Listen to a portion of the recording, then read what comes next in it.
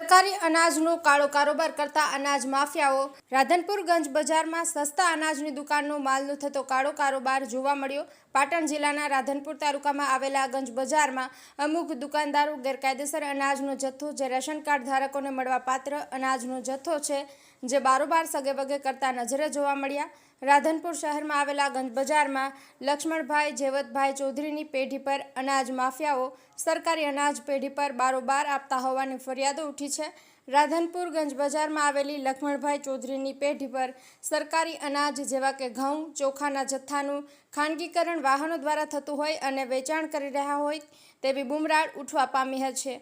ત્યારે આ અનાજના જથ્થાનો કાળો કારોબાર કરનાર અનાજ માફિયા ઉપર યોગ્ય કાર્યવાહી કરવામાં આવે તો ગરીબ માણસોના મોઢાનો અવાજ અને તેનો કોળિયો આવા અનાજ માફિયાઓ સુધી જતો અટકી શકે। માયારામ સાધુ, રાધનપુર।